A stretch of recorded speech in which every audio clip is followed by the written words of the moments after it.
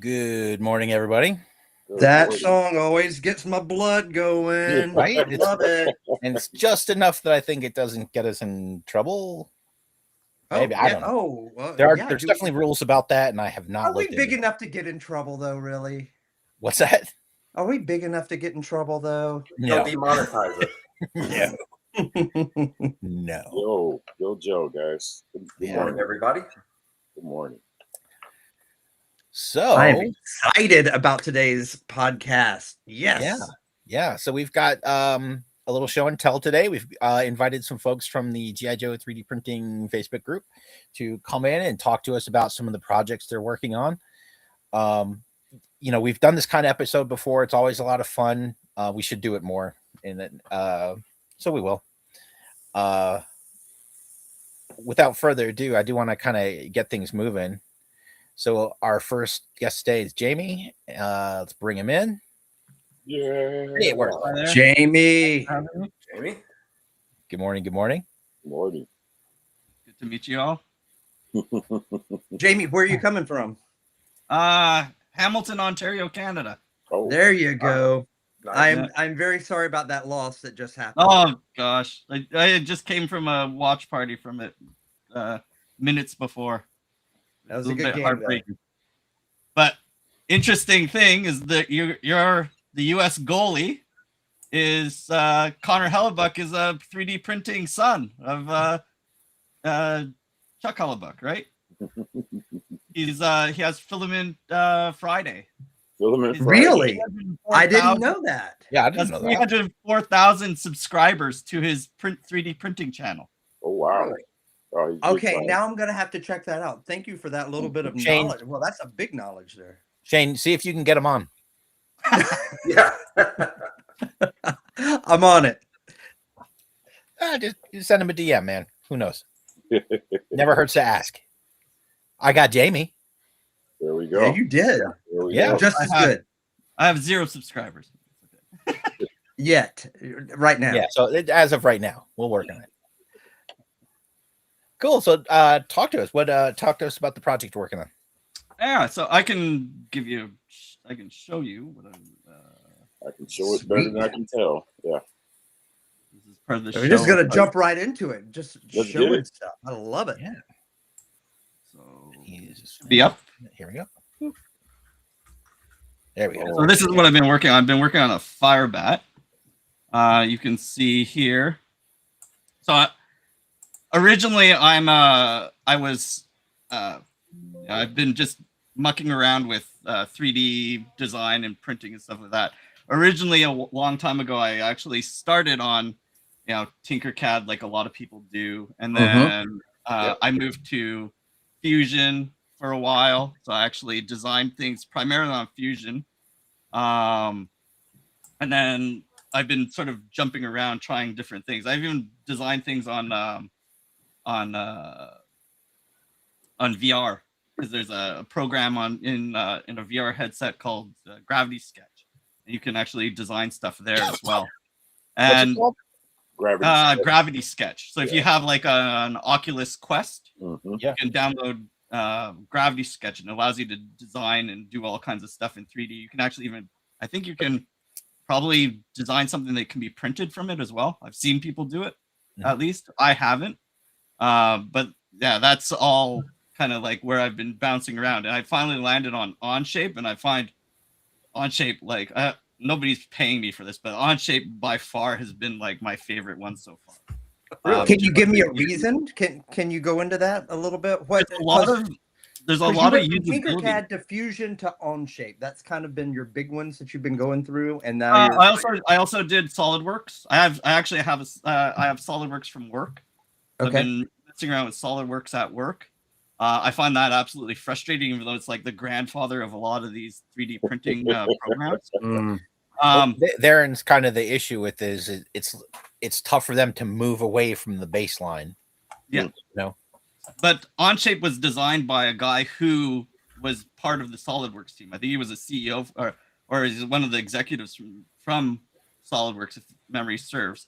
And then he separated off and made Onshape. And what I like about it is, honestly, the tree is so much better. So if you look down my parts tree, If anybody's familiar with it, like you can see all the different things that I've got designed, and you can break it down a lot easier. I can move things around in my part design.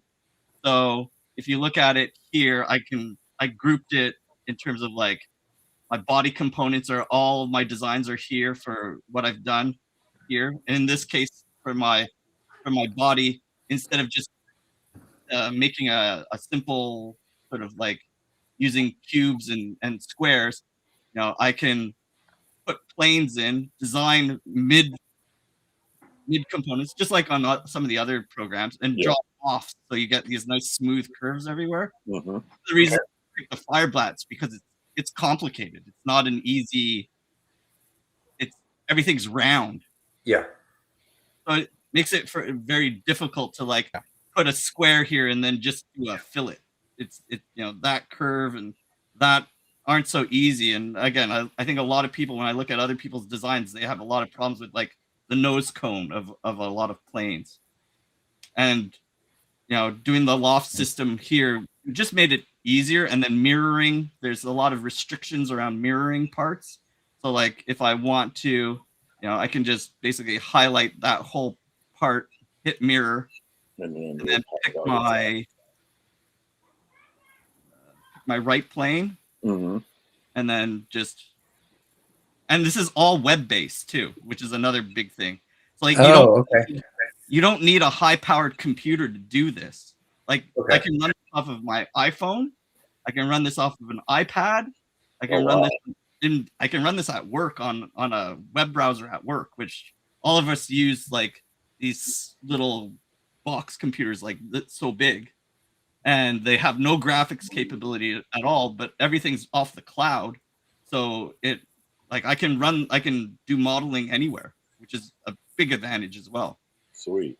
Okay. So do they have a free version? I'm looking right now. This is a free version. I don't pay anything for this. Okay. Now the big disadvantage of the free version is that all of your drawings are public. So as a business, if somebody wants to go into business, it becomes a little bit more sketchy. Yeah. Because anybody can, with a link to my drawing, anybody can get access to it and look at it.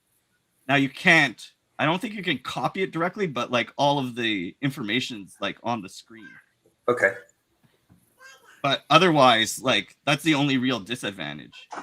With the other programs, I think with Fusion, if you have just the non-commercial license, I think you're limited to so many models. And then you have to decide whether to archive them or delete them, or you can only have so many models running at once.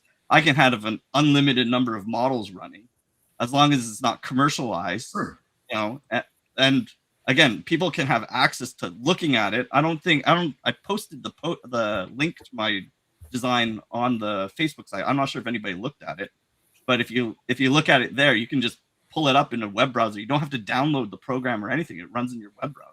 Oh, wow. Okay. So like I can even go here. I can grab the link, copy the link, and I can post it in the chat, and you guys can take a look at it anytime. Wow. So it's very powerful for what it does.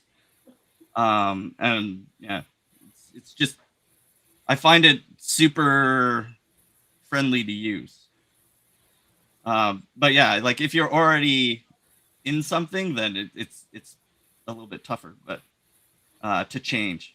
But for me, like, doing all this just makes it so much easier. And like I said, I've used everything from Tinkercad, SolidWorks, Fusion, Onshape. I've even used Blender, but this one's just my favorite. Okay.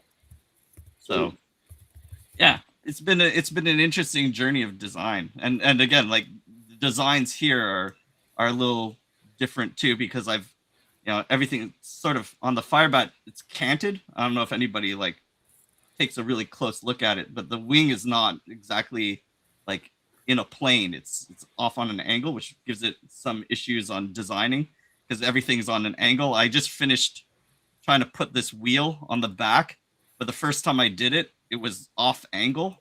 Mm. It was off angle. This is actually on a 4-degree angle. So like I had to redo that.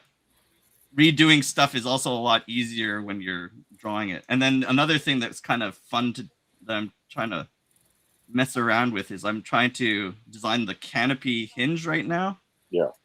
So the canopy hinge here, I'm trying to figure out how that works. I actually put out a call to people to see if I could get images of the canopy hinge on the Facebook site, and thankfully somebody was able to get me some pictures. Oh. But then that sort of got me into, hey, I can find other reference from, like, eBay is a wonderful place for reference. Mm-hmm.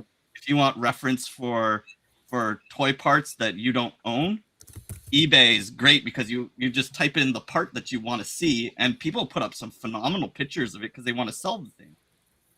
So the pictures are clear or clean. They're not perfect, but they're definitely not bad. Better than I could do. And then yeah, so like in this case here, this is the, say, hinge assembly. Flip it around. So the hinge assembly here, like I can see where the interference points are. Yeah. Right? And kind of get an idea, is this going to work? Where do I need to shave off? Obviously, when I put it up, I'm getting interference here, so it lets me sort of play with it. Mm-hmm. And gives you a lot more control over your design. But like I'm using Onshape, and like I said, I have to use SolidWorks for work. I'm using both of those at the same time, and I get so frustrated with SolidWorks, it's not funny. Like I want to do things in Onshape for work because it's just so frustrating. Like I've actually designed. Give you another idea. Here. So this is what I've designed. This is a work design. But I got so frustrated at work because I supposed to use SolidWorks, but I'm like, I can't do this in time. I drew this in 24 hours. Wow. So this is packaging for some products. And we have to modify some of these cradles that hold tubes. Yeah. So like I got all these drawings done in 24 hours. And again, I'm not trained in any way on CAD at all. Like that's not my I'm a metallurgical engineer by trade. I hadn't touched CAD at all throughout my education. I'm what they call a bucket chemist. All I do is like, you know, like chemists, they use little glass things. No, like we do changes by the bagful. So like that's how you do stuff. But doing the drawings, getting drawings made, like this would take me hours on SolidWorks to get all this done as nicely as it is. Have you tried doing that through Fusion before? I've tried. I'm not so good at it. Again, I think you can overcome what I can't do with knowledge, right? Which is where like you've got years of practice on Fusion that I don't have. Like I can show you some of my Fusion drawings. Let me switch. I'll switch to. So this is one of my Fusion. This is one of my later Fusion drawings. You can share that. So this is on Fusion. I can't even figure out how to navigate Fusion right now. There we go. Isn't that weird? Yeah, because like if it's a little different, like you got to hold shift to rotate instead of control, or middle mouse instead of right. Like it's brutal. Oh, it kills me. Yeah, but this is a clear dome piece for a 1940s radio. It's from a Motorola. I think it's turbo something radio. The father-in-law collects 1930s through 1950s radios. And he's like looking for parts, and this is one of his grail parts. Is this plastic dome that goes on a Motorola radio? Huh. Can't find it, so I'm like, I'll draw it for you. I'll get you the drawings. So I drew it all up, and then I printed it, but I printed it on my FDM printer. Yeah. I'm like, here you go. And he's like, I can't see through this. This is useless. But thanks anyway, right? So I'm like, okay. So then I bought a whole resin system. I've got an Anycubic resin in my back room, but I'm absolutely terrified to start it because I got 2 young kids. I got an 11-year-old and an 8-year-old. Yeah. And I just like, I don't know if I want to open this up and start this whole mess. Right. No, So do I it. kind of Yeah, kinda held off to the doing spring it. and open a window, put a fan in it. yeah. Again, living in Canada, freezing outside, right? Yeah. As I said, wait till the spring. What spring? Yeah. Spring So- is in like August. Like I kept putting off doing anything about it. And then I decided to shoot it towards PCBWay, and the PCBWay printed it beautifully, like crystal clear. That's a print service. Yeah, Yeah. PCBWay is like, they advertise a lot on Yeah. a lot of the 3D Yeah. printing sites and stuff. And I was just like, you know what? For the heck of it, I'm gonna send it to them. I sent it to them. I think I paid $50 for 2. Nice. So and half of the price was shipping. Yeah, it's that's a thing that we don't really touch or cover much here in the group in the podcast. But yeah, there's printing services that like that's really all they do is print, and they do amazing stuff. Oh, and I've used them once or twice, and they're a little pricey, but if you have a piece that has to be perfect, Yeah. like it's kind of the way to go. Jamie, do you have that part that you sent away? I'd like to. unfortunately, see it. no, because I gave him both. Oh, I okay. I Did you printed take a 2, picture and or he anything? took both of them. Oh, okay. So, I'm but sure it, in the old radio community, he's quite popular with that. Yeah. well, then he's thinking, oh, I could sell these things, right? So then I was like, yeah, because he was looking on the aftermarket, and I think they were hundreds of dollars for just that. That part, yeah. Oh, Jamie, wow. I think that's reason enough for you to open up that printer. Yeah. Yeah, Well, let I've it never tried paper to print itself. clear. Like, I don't know how clear I can get. That sounds like it's reason enough to move to the commercial version of Onshape. Yeah, the printing clear with the resin. It's when it's done printing and it's hanging there, it's gonna be crystal clear like glass. And then as soon as you wash off the extra resin, it's gonna get fuzzy. And then depending on how good it is, you probably have to sand it, maybe wet sand it, then spray it with like a clear gloss. There's going to be some post work, yeah. Yeah, there's some post work in there, but it's not terrible.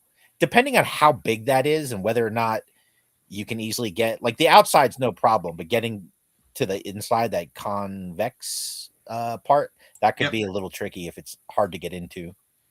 So good thing you spoke about that, because there's a lot of back and forth between the printing company and myself for like 2 weeks on the design limitations of that part. Mm-hmm. Because the part is such a high dome, they were like, it's gonna collapse. It's also super thin wall, so they're like, can we make it thicker? I'm like, you can't make it thicker. And then they're like, well, it's gonna collapse. Domes like that create a lot of suction when the build plate's pulling off the FEP. And yeah, I've had lots of, like, what was I printing? Like trouble bubble domes. Mm-hmm. The worst. Well, I mean, aren't you supposed to technically on a resin print it where the dome side is facing the plate? The problem with that is then you've got all this, and again, it comes down to how big it is. Yeah. If all the supports are out in the inside of that dome, if it's such a way that like you can't get in there to sand it well. That's what I mean. That's what I mean, though. Print it the opposite way. So the dome side, so a plate like this, the dome is here. Yeah. But so then what you get is that's you get the suction. Oh, you get suction from that, because you would get the supports. So if the dome is here on the plate, the supports would be on the outside, and then that's the part you're supposed to sand. Yeah. Yeah. Yeah, it's like a damn suction cup. Oh, okay. Yeah.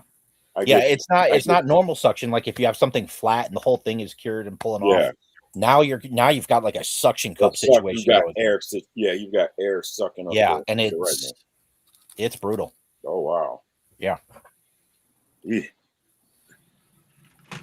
Matt, 3D printing has been a ton of fun for me. I'm like just loving it. I'm loving the design part and the challenge of figuring out, because I think it's two parts, right? It's the design part's one side of it, but then trying to figure out how do you print it. It's a completely completely different discipline almost. Yeah, it's Oh, such yeah. a rewarding hobby, and it's it's 80% problem solving.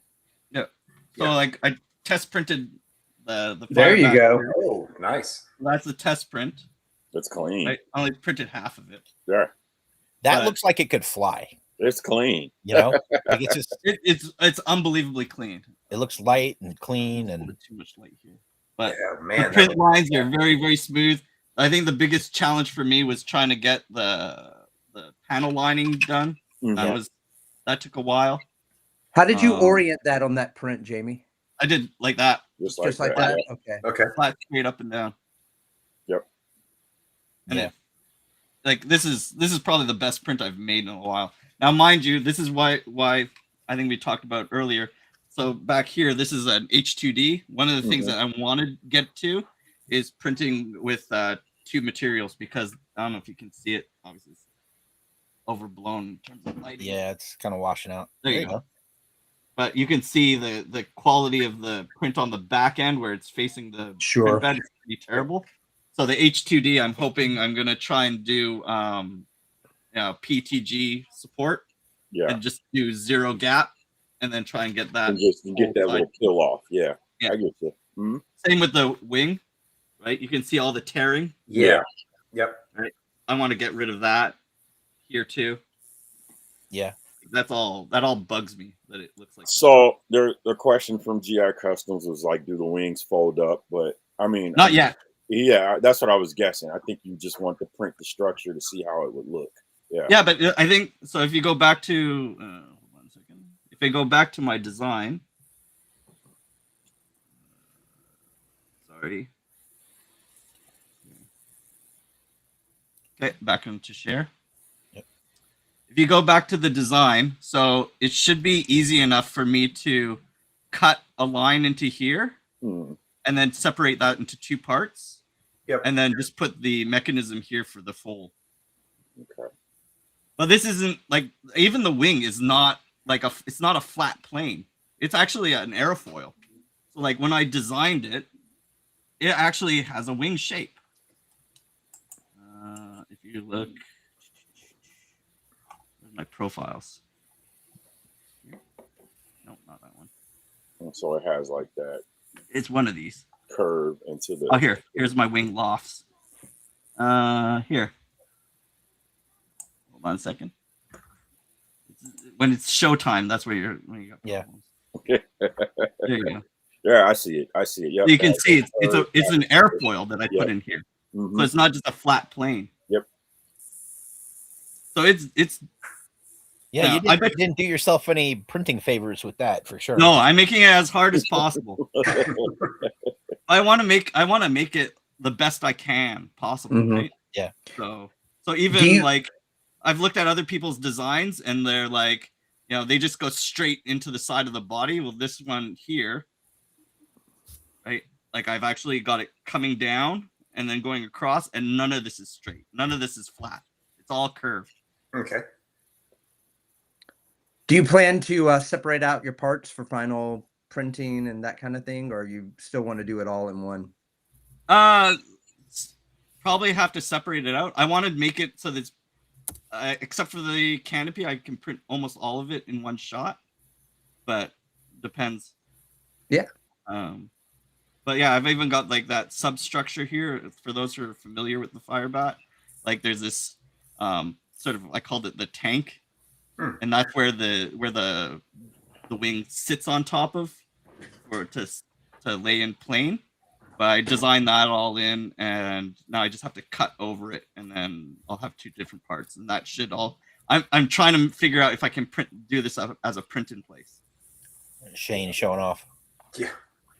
Just Shane, you just Yeah. have Oh, you everything got right in one. reach. Yeah, that's another thing. I don't have one, so I don't have the toy. You don't even have one? No. Oh my goodness! Brutal. That makes it even that more amazing. That's like a blind person designing it. That's amazing. Yeah. Good job. Well, the thing is, all of my designs That's are what we based off of the Off the blueprint. pictures, yeah. Yeah, Pictures and blueprints. it's yeah. pictures and the blueprints. It's Yeah, these and things. the blueprints don't necessarily like match Oh, they're terrible top sometimes. to bottom to front. Like they don't. Yeah. See last necessarily week's line up. episode, right? Yeah. Yeah. See, you can see how it doesn't match up. And so What I like though is you're kind of there's some eyeballing that you're doing.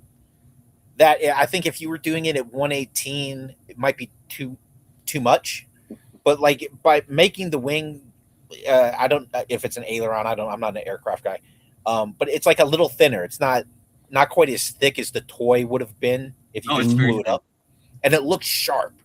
Like your fire back looks like it could just take off and fly. It doesn't necessarily look toy. It looks like a model, if that makes any sense. That's kind of the goal, right? Yeah. To, I think it to looks make great. it Dude. to make it as best as I can. But again, this is all hobby for me. This is not my living or anything like that. I'm just doing it for fun. yes, sir. Yeah.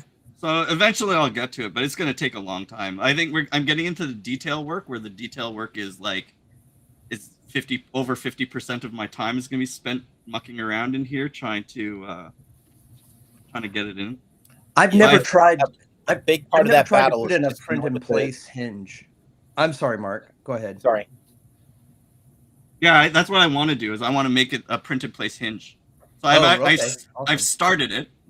So that's the line for the hinge, and then Right on. I'm gonna cut here, cut there, and cut there. Turn this into a separate part, and then put these bump outs here Mm-hmm. above, and then hopefully with the supports that should be able to support it there, and support it here and here, and that should all be print in place if I do it right. Which I Amazing. probably won't. Well, you'll I've- do it. I've redone parts of this thing probably like from scratch, probably 3 times already. Wow. Where like you'll design it all and it's like, oh, I screwed up somewhere, and then I rip it all the way back and then start over and redo it. But this is where it comes back to like Onshape is one of my favorite things because it actually makes it easy. Because I can, like I said, I can group my tree into all the different components.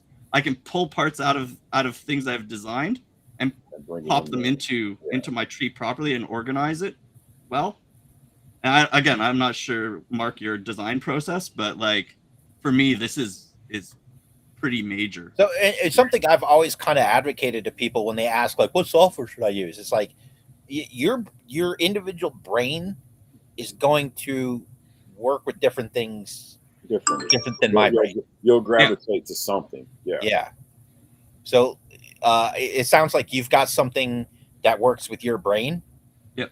And like run with that. That's the way to do it.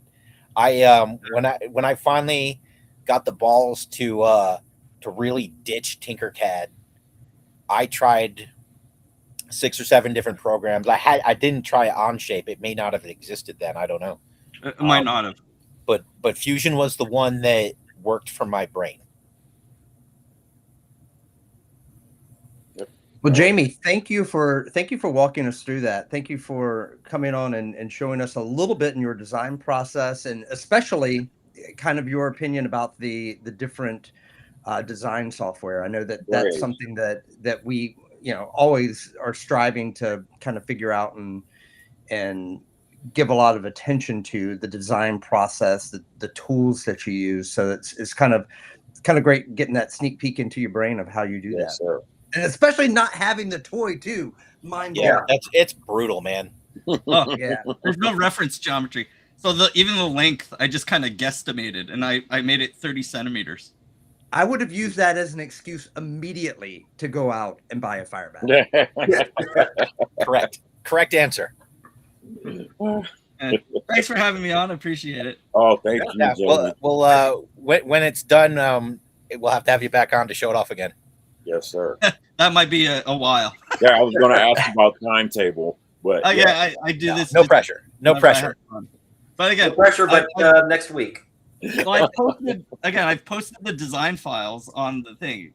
If anybody wants to, I'll give them a branch off of the designs, and then they can run with it. right? Well, I know that I just signed up for a OnShape account, so I'm gonna give the software a try. Yeah, and then just grab it. I'll branch the design, and then you can take it from there. And if you finish it before I do, then go ahead. That's Do all I whatever need you is want. another project. Thanks. Send me a print. That's what he's saying.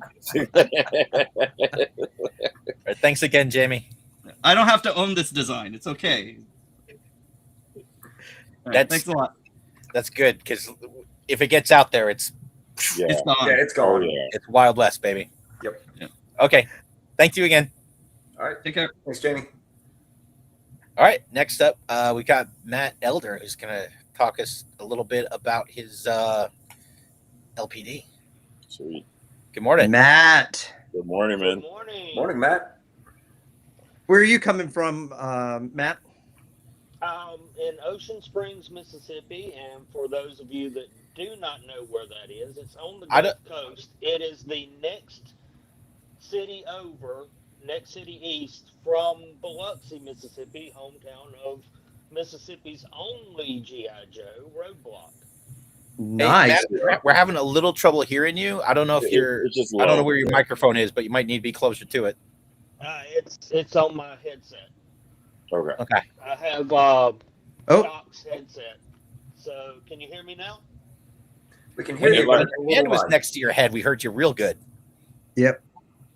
Maybe I need to hold Oh, it there in you like that a little bit. Yeah. Okay. Now, if you could do I'm this the gonna whole have to time. do silly. that. Either Also, that or Stand on one I could foot. switch it. What's that? I said also stand on one foot. No, I don't think that's going to help too much. Yeah, I think my glasses hold the headset a little off of my head, so that's Yeah. probably why. I'll just kind of hold on. I forget which is it, that side or is it That That's side. better. That's it. that right side? there. Okay, so Yep. I'll just hold on to that when I'm talking. I'm Oh, sorry you that, look like that an we're doing FBI this, agent, but so, it's night and day difference. Yeah.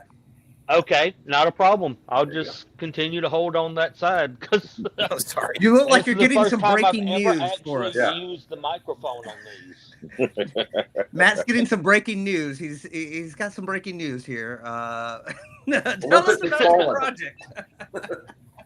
Okay, well, yeah, learning experience. First time I've ever actually used the headset on this, which is going to make it Okay. interesting when I go to do any screen sharing because I'm right-handed and my trackball is on the other side. There you go.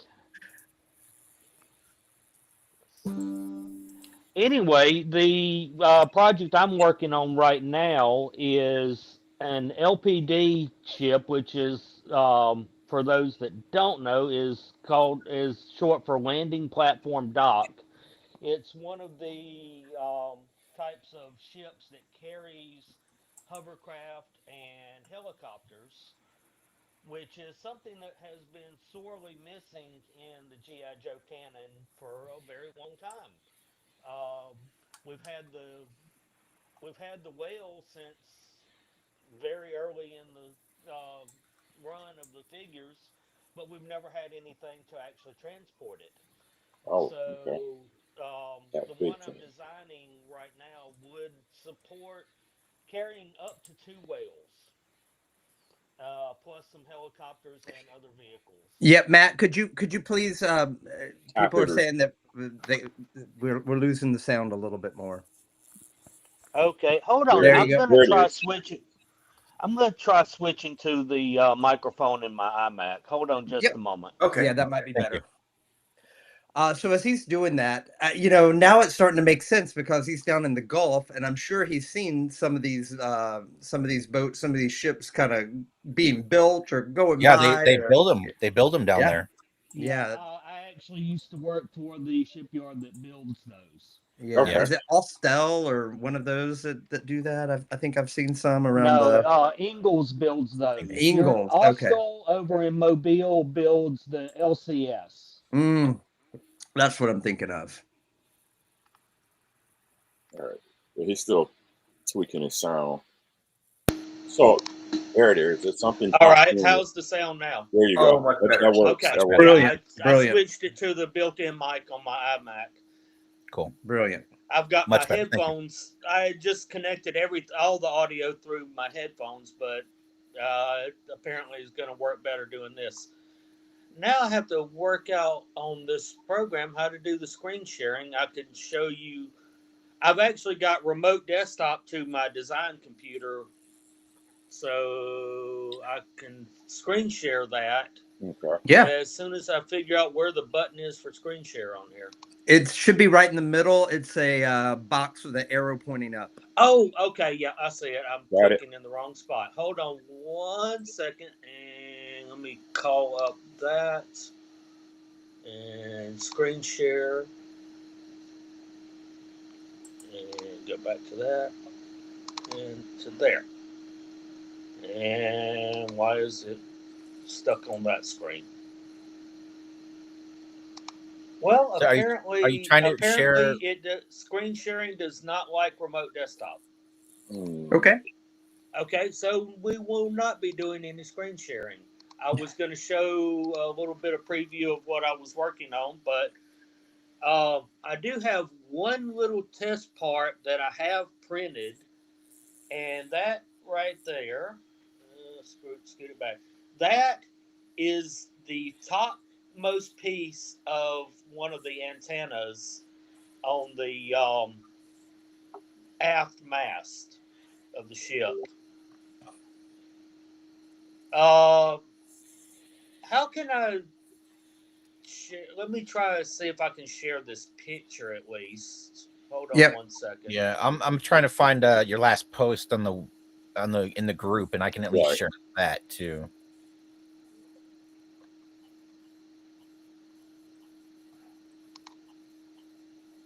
Oh, okay. Never mind. I think I had hit something wrong earlier. Give me 1 second, and I will have that. Okay, that is not working. Yeah, okay. So when you hit the share button, what does it say? The share. Oh, screen? okay. Never mind. I found it. It pops up a button in the top There you right go. to share entire screen. Okay. Great. That had me confused. We're bringing you up now. I think, Mark, are All you right. gonna hit? Yep, I got it. I got it. That There is you a go. picture of my design software. As we were talking earlier about design software, I am definitely an outlier in what I like to use. I use SketchUp, SketchUp. which is mainly used for architectural design. Yeah. But I just love the workflow in it. It's kind of like playing dot to dot. Mm-hmm. You can draw basic shapes, and then you go from vertexes, one vertex to the next, to edit stuff.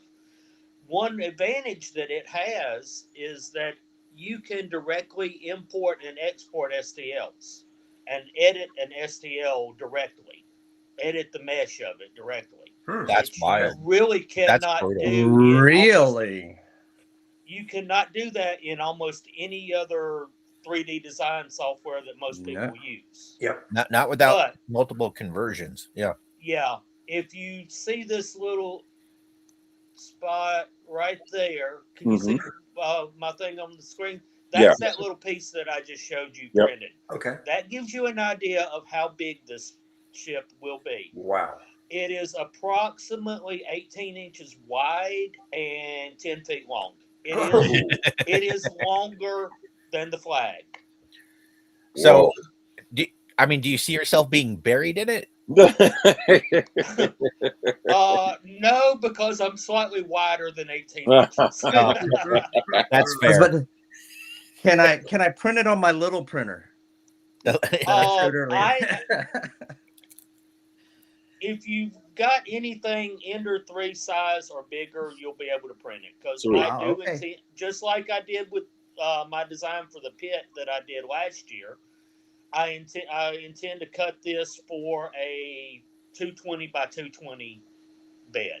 Nice. Because to me, that is the most commonly used size. I mean, yeah, you've got a lot of bigger printers out now, but when I first started designing things, whoa, okay. How do I close the screen share? Okay, thank you. That's much better. Okay, there we go. So how is SketchUp on doing details, Matt? You know, you were mentioning how it goes dot to dot to dot, and you can create the shapes. Would You you can, just zoom in and then do the details? Because I'm imagining on a yeah, piece that big, you're going to have obviously a lot of flat panels, and you know, on the hull, I guess that would be fine. But you know, when you're talking yeah. about the deck and some of the other structures in there, I'm Oh sure yeah, you want to add details. you can absolutely zoom in incredibly. I mean, you can zoom into sub-millimeter Mm-hmm. accuracy with it. I usually do things like if I'm editing another mesh that somebody else has made. Sometimes what I may have to do if it's particularly small is scale it up, say 10 times, edit it, and then scale it back down. Mm-hmm. Mm-hmm. It SketchUp does seem to have a minimum size for distance between vertexes. I have never figured out exactly what that is, but I know that with extremely detailed meshes like people might do with Blender or something like that, it really struggles. I have a dual Xeon from about 2017 with a workstation class video card in my design PC and 32 gigs of RAM. And if I call up something in SketchUp that someone has done in Blender, it struggles. Little struggle. Now, if I Okay. call up something that doesn't have a million plus triangles, Yep. then yeah, it's perfectly smooth, perfectly fine. But yeah, if let me see if I can All get right, the and screen I'm, sharing I'm working. also noticing I went to the SketchUp site, sketchup.trimble.com, Right, and I am looking. I do not see a free price plan. Uh-oh. they have a there is a free web-based version, I Oh, believe. there is. It's a lot more limited. I'm using the pro version, but yeah, the pro version is the one I would recommend if you decide you want to get into SketchUp. But the free version still has a lot of good features, and it's a Mm-hmm. good way to learn if you If you think really you want might it. want to try Yeah. using the pro version. Yeah. Yep. We're looking at $33 a month for the pro version. Okay. Yeah, So it's, I think there's a yearly plan. there's a for it, yearly too. probably. Yeah, that is the pro annual, and then it breaks it out 33 a month. So Okay. Yeah, Um. yeah. It's a little pricey, but really no more so than Fusion if you were using the commercial license for it. right. So Matt, your plan is to print this thing out. Yeah, eventually. Right now I'm working on actually printing the pit that I designed last year. Yeah. I up until a few months ago, I did not have anywhere to put it, and I didn't have the money at the time to even buy the materials. The pit is looking at 75 to 80 rolls of filament to print, Whoa. Yeah. Wow. plus about $100 worth of nuts and bolts. Yeah. Yeah. Holy crap. So you're looking at roughly $800 to $900 to invest in printing the pit at full scale. But you got to consider that is basically a cubic meter in size. And you could be buried in it. Yeah, Now, was your pit I classified just scale? yesterday finished printing level 5, which is basically the basement level of Okay. the pit. Are you printing the pit classified or? That's in 1/18 scale. 1/18 It's a meter. It's Okay. a little over a meter on the side. Okay. You could scale it up. I did the hardware as M4 bolts, Okay. So if you scaled it up to classified and reprinted it, obviously you need a bigger printer because all of it's cut for 220 by 220, actually Right. 210 by 210, because I Mhm. wanted to leave a little bit of border to allow for supports and stuff Right. like that. You would need basically, you would need a Ender 5 plus size printer to print the files, because you need basically about 330 by 330. But And I'd need an extra 100,000 you to would add on a simply room to my house. You would simply get M6 bolts instead of M4s. Oh wow. But it would be possible to print from my PIP files, just scaling up 1.5, and it would be classified scale. Okay. I would not even want to imagine the amount of filament that would use. But yeah, you would be looking at $1,500 easy to print that in Been classified scale. classified. Yeah. Yeah, you'd have to do the Derek Hicks thing and order it by the pallet. Yeah. Yeah. Oh man. Basically, The semi pulling up in your driveway. As it is right now, my agreement with my wife is I can buy 10 rolls at a time. So I love that. So yeah, that's enough to get about 2/3 of a level done. Okay. It worked out. What's your go-to filament? Right now I'm using, I can't even hardly pronounce it, 3D Hodor from Amazon.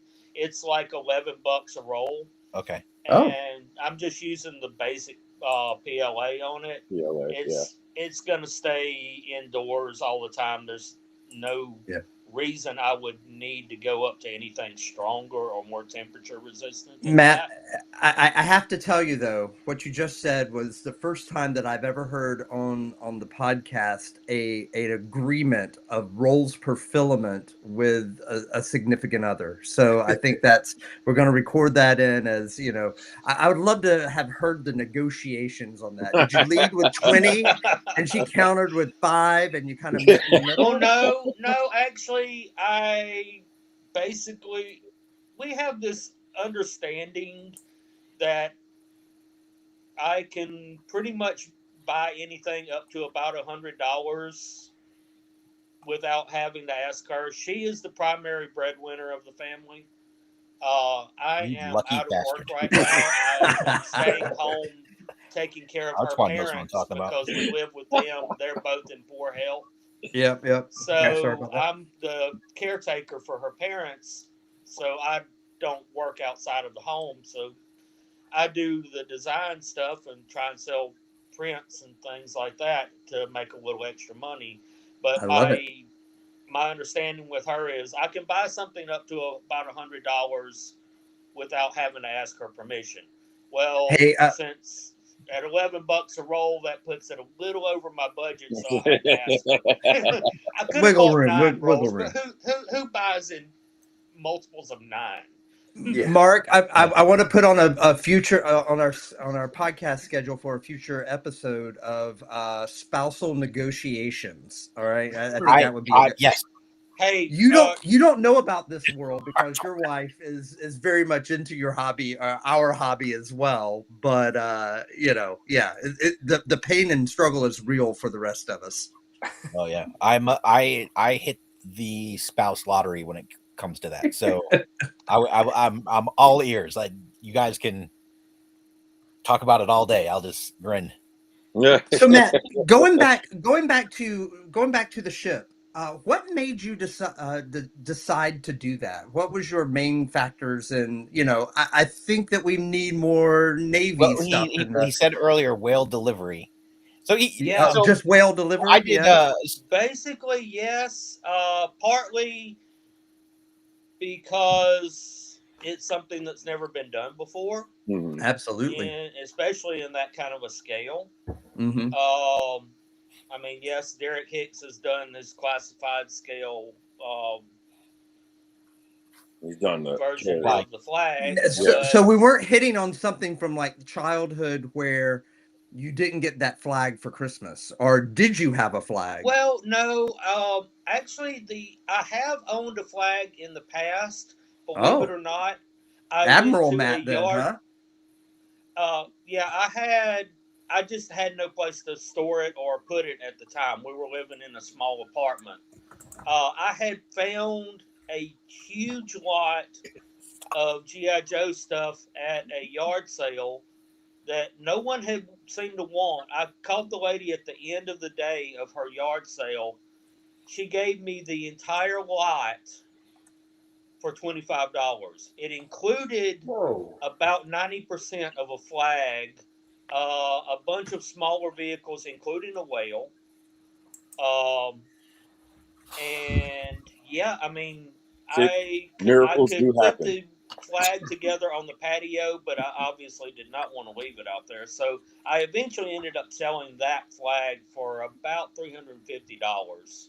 Still So a fantastic deal for someone. Yeah. yeah, and yeah, I mean, it was about 90% complete. It was missing all the small stuff that's normally missing. It had no deck clips whatsoever. That was before I had that before I discovered 3D printing. So yeah, now you can 3D print the deck clips trivially. By the dozen. Yeah, Hey, put that which is up. about how many Put you that need. up. Uh, That's great. I missed it. Yeah. yeah. So, no, the main reason I decided to go with the LPD is partly because I worked for the shipyard that builds most of them. It's a pretty iconic ship. You actually see it on several billboards around here, or you used to. They had the shipyard, Ingle Shipbuilding down here, had billboards up that had featured the LPD on it. So it's pretty iconic around here. You see them when you drive by the shipyard. You can't miss the things. I love it. The LHDs are there as well, but I thought the LHD would look too much like a flag. Yeah. So Well, I so figured, when okay, an well, let's go with LHD the goes out, LPD, it's also which, the flagship of its group. yeah, So the LPD makes sense. So there's a military doctrine thing that we kind of don't really get into talking about GI Joe because it's so fiction. But carriers do not go out by themselves. oh no, They go out as a strike group. So like having some other ships to complement it makes a lot more sense than you might think. yeah. Yeah. That's part of the other reason I decided to go with something like that. One, so it wouldn't be confused with the flag. It's a totally different design, but it still has. It actually, for a team like G.I. Joe, makes more sense as a deployment vessel for them than the flag would. Yeah. Of course. Yeah. So it seems like to me by the designs that you're doing and not knowing the actual ship, but I see that it's very close to real with the real ship. Are you or do you plan to add a huge, gigantic rocket, missile, or cannon to this in any way? You can't really see it in that picture. Give me just a moment. I will. Okay. And I'm also, gonna can you call make a something really up. dangerous part for a foot peg to go so that the figure is in optimal position to get a To rocket get his blast or head something, right? blasted off. Or yeah. Well, you guys have your little inside "I own a flag" jokes. You talked about the LHD. So, like, I was stationed on board 3 LHDs in my time. That's we called it the largest hotel deployed. It's like anyway. So the LHD is a helicopter carrier. So it's smaller than a carrier. It's not nuclear, but when it goes out, it's the flagship of what's called an ARG, an amphibious readiness group. Mm-hmm. So it's like a smaller carrier strike group, but a carrier, like just like it says, strike group is for delivering warheads, right? Whereas an ARG is amphibious operations. So it's like, let's bring lots and lots of Marines with the ability to get them ashore. And that strike group does not contain a submarine, right? Whereas which one, the ARG or the ARG, the amphibious, it does not have a submarine component, right? I don't know. That's how I'm gonna answer that question. Classified. Sometimes yes, sometimes no, maybe. Oh, okay, cool. I thought that a strike group always contained at least one A submarine. strike group absolutely does. Yeah. Okay. All right, I'm going to turn back on my screen sharing here so you can Okey-doke. see this. Hold on, I accidentally covered my screen sharing button. There we go. You should see it. Yeah, as soon as it pops in, I'll shoot it over. There we go. Oh, wrong. I hit the wrong thing. Sorry, I am still getting used to this Me too. chat format.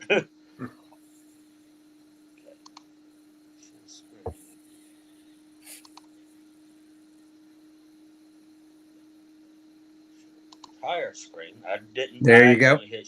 I accidentally hit share window last time. Right. Well, And yeah. we will call this up. there we go. Yes, this has a VLS in the bow. Look at that. That is a vertical launch system for 16 missiles. Right. The original proposal for the LHD did include that. They never actually implemented it on any of them, but they occasionally keep reproposing putting those on. It will have the 30 millimeter cannon front and aft, and also CWIS close-in weapon system for point defense. But that's the main armament is the VLS. Okay. And the many Joes that are going to be able to fit inside that thing. Oh man. Oh yes, very much so. I have not completely decided what compartments I'm going to have on it. I've actually cut several sections out of the length of an LPD just to make it a more reasonable size. It would have actually been bigger than Derek Pick's classified flag if I had left it at the full length of an LPD. Yep, and you're not using design specs for the actual ship. This is all from your knowledge of I hanging started out. with a very simplistic STL that I found of an LPD. I had to blow that up like 20 times to even begin working on it because it was tiny. It was printed for like a miniature or something. It was designed to print like a little miniature. And so Mike's antenna the first week of design was simply cleaning all the garbage off of that. Yeah. To even get to a base shape that I could work with. And then I cut major sections out of the middle of it to make it look a little more proportional. Okay. But as far as the deck layout, I had a picture, like a cutaway picture of an LPD that I was basing it on. I think I posted that in the Facebook group at some point when I was showing off what I was designing. But the main things I'm going to have on it are the bridge, obviously. It's got the well deck, the hangar, the flight deck, and from there, and an engine room. It uses, for the engine, is going to have the same gas turbine engine that I use as a generator for the pit. I thought it kind of made sense. For one, that the gas turbine engine that the file for the pit is based on is one that's actually used in a lot of Navy ships. So I was like, well, if they're using that engine for the pit, they would probably use that same engine for their ship. Reuse. I love it. Yeah, that way I didn't have to go through and redesign a whole nother engine. Yeah. Plus it fit. It fits. I had to move the engine room up about 2 decks because on the real ship that's actually below the waterline, and this is sitting. The design of this, I have it to where it sits at the waterline. just like the flag would. But beyond that, I intend to put like a CIC room, maybe a medical bay, and berthing, and maybe like a galley type room, something like that. It's a And I've mess had a hall, couple of people latrines. suggest a medical bay. Um, the other question: Will it float? No, Ah, because come it's got on. the cutaway side on it. Oh, okay. Yeah. I had somebody had asked me if I was going to have panels to cover that cutaway side. Yeah. I don't Oh, intend to do that. It's going to be a playset, just like the flag, and gotcha. I see it even besides being a playset, I see it more as a way to as a diorama to display your other vehicles Yep. and figures. Nice. Sure. Well, Matt, thank you so much for showing off your designs. Again, I think this is our second guest, our second design software, and that's what I'm really getting out of this is all the variety that that our that our community is using out there, right? Yeah. Well, Matt, last thing, do you have a timetable for when you would like to have it to put together? As far as getting the files completed, Well, I'm hoping yeah. about another month. Okay. Okay. Yeah, as far as even beginning to print a version of it, later this year, I will probably start on it after I finish my pit. The pit's Okay. got at least another 5 months of printing. And if someone wanted One to get the level pit, took me over a month, but that was also because I was down to one printer for a significant part of that. Yep. And each file was 12 hours to 24 hours to print. Matt, you mentioned that you're selling the files. Is that what you said? Yeah. And I sell the how can files folks get for a hold of you? I am on Colts 3D under the name Dagobah Rancor. If you search the Pit playset on Colts 3D, you'll find it. Okay. The files for the Pit, last year when I released them, I initially released them at $100 for the full set, which was comparable to the files for the classified flag. Mm-hmm. On the 1 year anniversary of releasing it this year, the beginning of this month, I reduced the price of those to $50. So I haven't had a whole lot of sales on it, believe it or not. Yet. There's not that many people that have the room and want to commit to a 6-month print. Well, just like anything, you don't have to print out all the levels.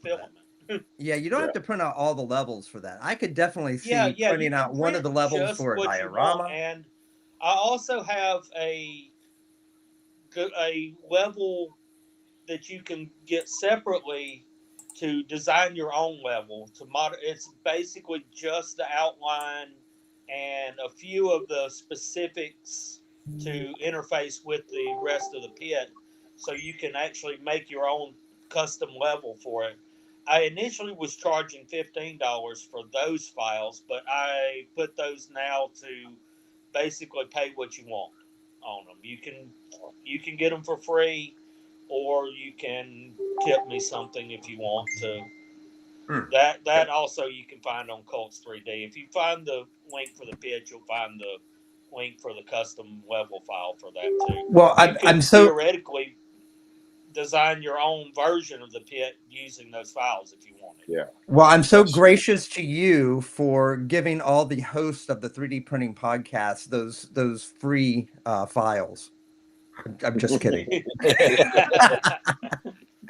Matt was going, I don't remember doing that, sir, at all.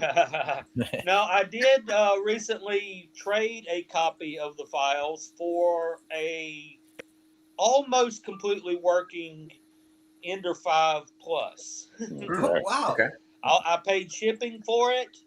The only issue with it right now is the CR Touch on it is fried, so I had to order one of those for $20.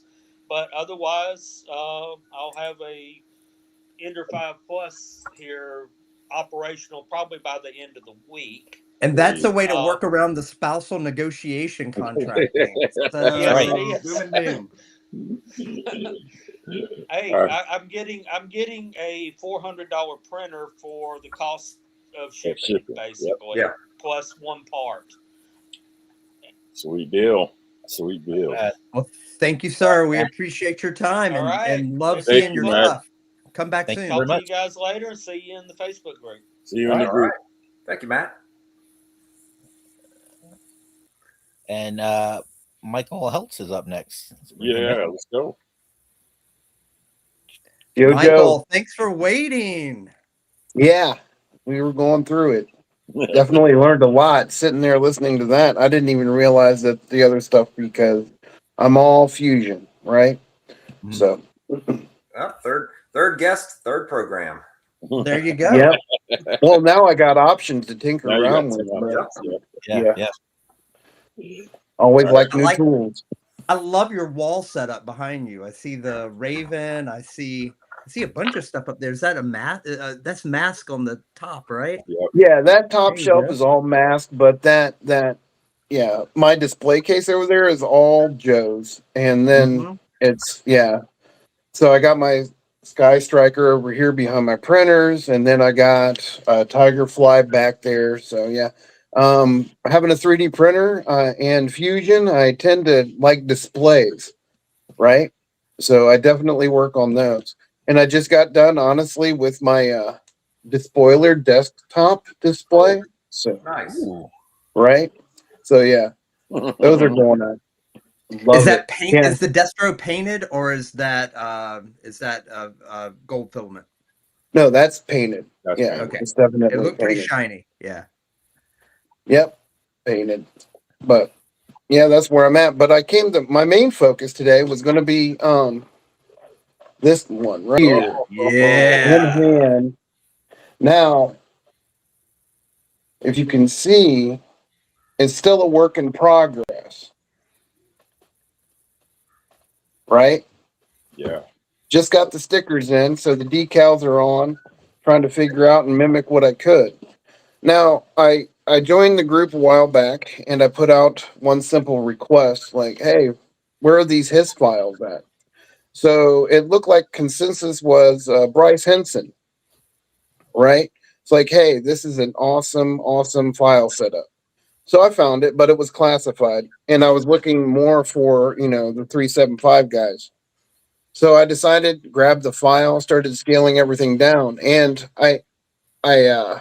the Arctic Hiss came out and it was exciting. I was like, okay, I don't see many of those. So I decided to go that route since it's, I live in Ohio and it was snow everywhere at the time. Why not start this whole thing? And went with an Arctic theme. So I started piecing everything together, getting everything taken care of, making sure I had the right scales down because, like I said, Bryce's file's all set up for classified. Mm-hmm. So I ended up taking some things down, 62, 63. I stuck with 63 just to give myself a good uniform all the way around. Okay. And I found a lot of nice files out there, but ultimately I had to design some of the stuff that was, to make it an Arctic Hiss. And I could have grabbed some of the Stinger stuff, but it wasn't working because I found a good turret already. I had that. So I needed to make my missile rack, get that taken care of. And there's no cages out there, so I spent some time making my side cage, which that came out okay.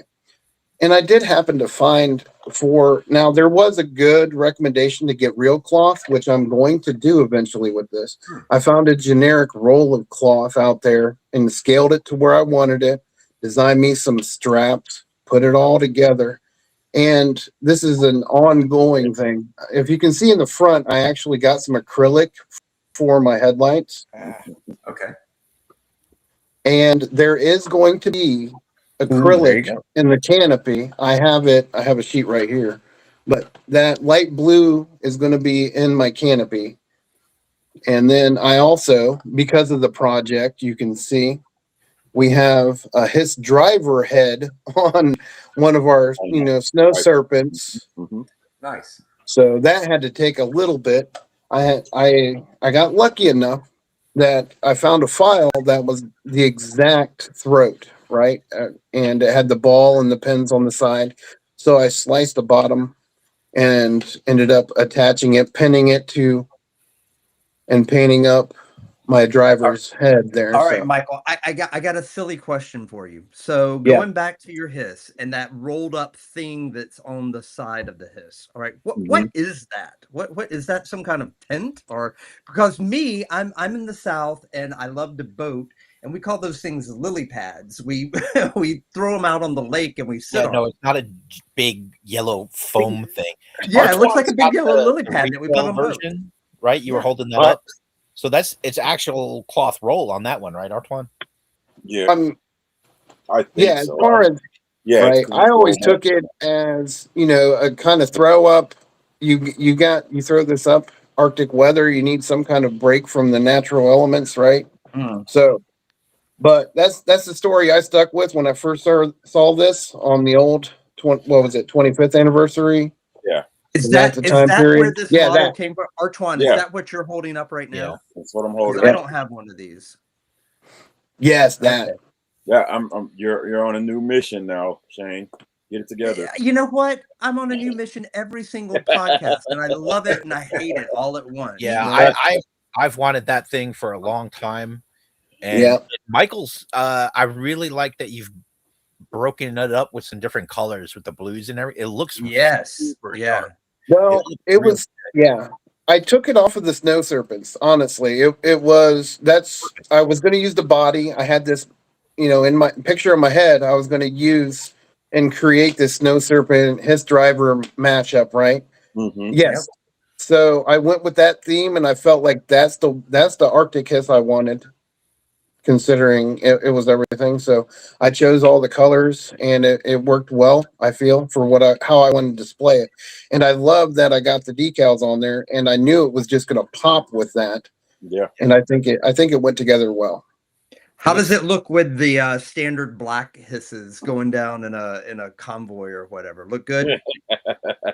Yeah, it actually does, but yeah, these ones have the snow treads, so the other Hiss cannot keep up with it at this point. Yeah, these ones, Can you show the treads one more time? I'd like to look that out. And like it really popped when I first saw it. I think that's great. Oh wow, yeah. All right, now talk to me. How did you do those? Do they turn? They turn, right? They do, but I got them loosened up to where they'd fly off because I keep taking it apart to do adjustments. I'm actually getting ready to design whoever had the Hiss out there, but I'm going to design the white panel to go in here to mimic that. So see where he has it right there. So I keep taking it on and off to get measurements. So they do move, but I could pop them off right now. Yeah. If you know what I mean. They're just set up to be taken. Did you do that in TPU or what is that? Yes. Yeah, those are, I use the 98 Shore or 98A Shore. So really tough stuff. And I like that. I like to work with that better. My canopy is actually the same TPU, the 98A. So it's really tough, but it does have some give. That helps with the, if you've got I don't know if you've got them, but like the clips that a lot of times will have that help the canopies stay down. Because they can be really tough, right? With PLA, like depending on the shape and the position of them. Yeah, CPU doesn't necessarily like to give. And, it doesn't. It can be real hard to design those little tabs and make them work without them also being a struggle to deal with. And some of my other designs and toys that I mess with, I use the hard TPU because it has that give, and I can lock stuff in without snapping those tiny clips that slide into. And it gives it that extra, just a little bit of movement that you can pop it right in, locks in, and it's durable. Confessions really from Shane time. Yeah. And a circle of trust here, guys. Oh, then he Wow. drops. This You is said too Oh, much. that one, the Yeah. suspension. The suspension is real. right? Well, in the meantime, till he pops back up, Mike, Oh. how long have you been designing? Honestly, it's been, I think, 2.5 years. I think I started. So, and I started doing stuff around the house because I had a 3D printer. And as far as Joe stuff, this is my first experience trying to specifically design Joe parts. So this cage and things like that is just the tip of the iceberg from here on out. Yes, Right. sir. Yeah. So yeah. And the missiles, those were simple because all my devilfish was out of missiles. I threw that up there and they look amazing. So I love that. And this is addicting. I want to design everything. It doesn't matter. Yeah. It doesn't I'm matter. sorry I popped Do a off. lot of What little did you projects, hear? yeah. Did you hear my confession? No, we No, didn't. you, Right you were when you about said to it, say it was it, like and then you bounced from the podcast. I don't They know. took I didn't you touch out. a thing. I They swear. took you out. We made up our own.